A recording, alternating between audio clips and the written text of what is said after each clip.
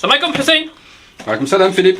Voilà le riz que tu m'avais demandé. Barakallahu fik. Merci. C'était pourquoi en fait? Pour une association humanitaire qui a pour but d'aider les gens dans le besoin, Philippe. Bien. Tu savais au fait qu'il y avait de la précarité en Belgique?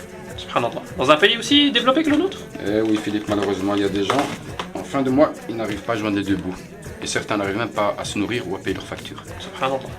C'est quoi? Et on va les visiter, tiens. Bien. Bismillah. Bismillah.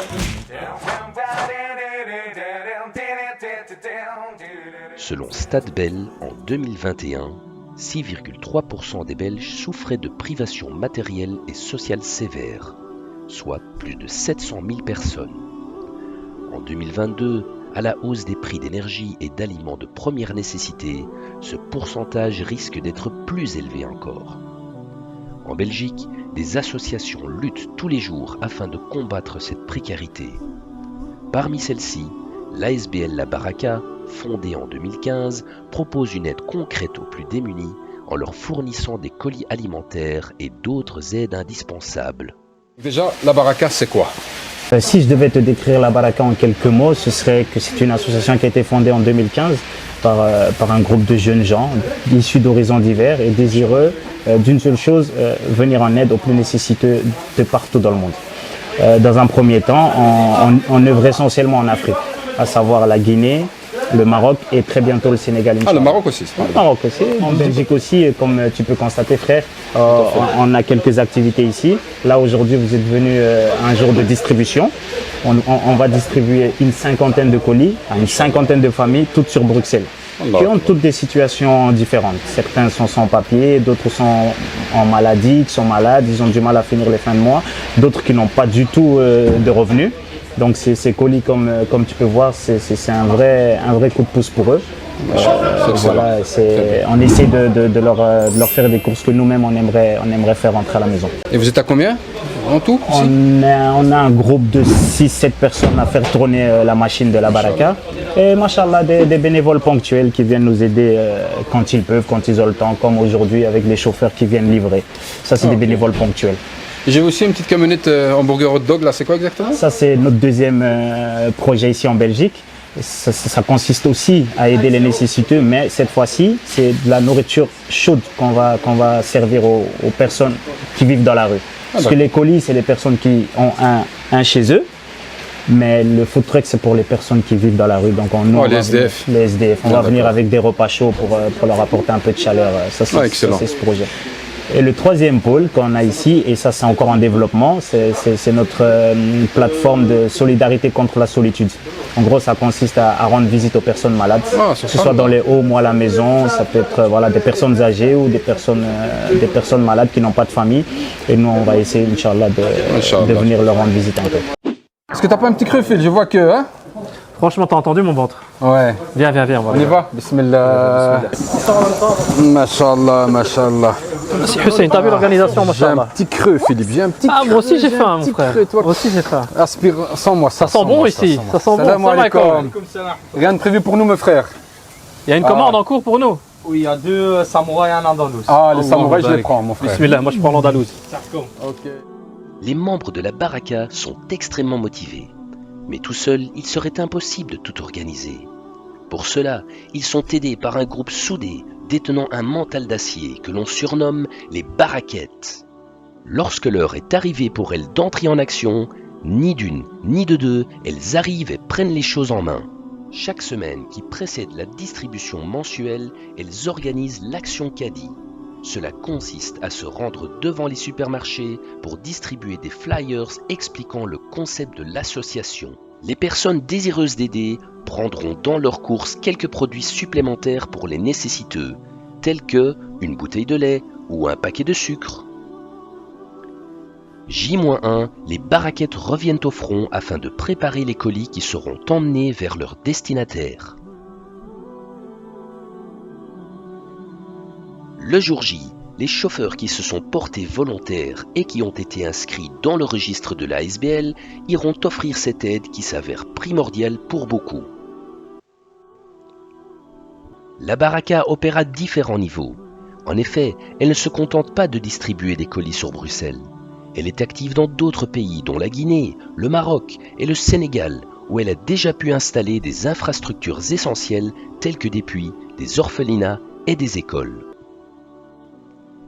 La baraka porte une attention particulière aux veuves qui vivent dans des régions reculées et qui sont souvent abandonnées à leur sort. À l'aide de parrainages provenant de la Belgique, elles parviendront à subvenir à leurs besoins et ceux de leurs enfants.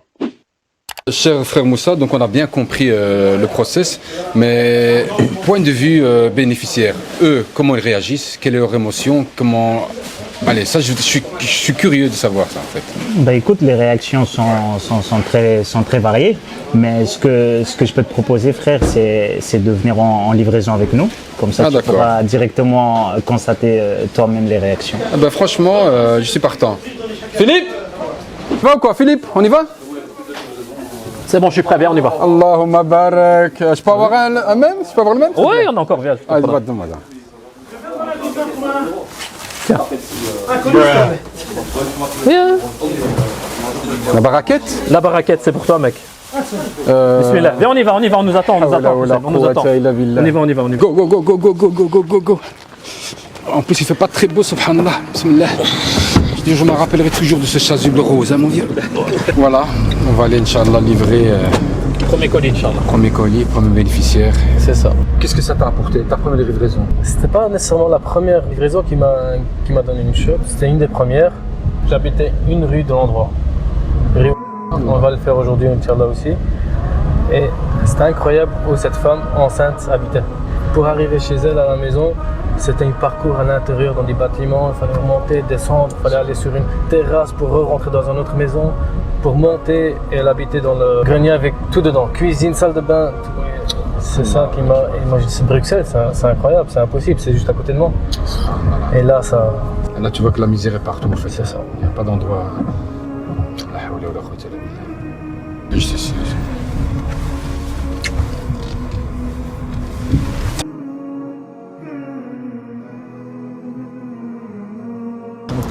Ah, voilà.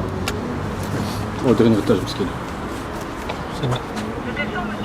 Ok, c'est prêt. Vas-y. Oups.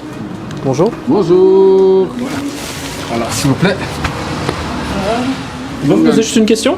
Oui. Juste savoir en quelle manière ça vous aide, ce que la Baraka fait, l'association La Baraka.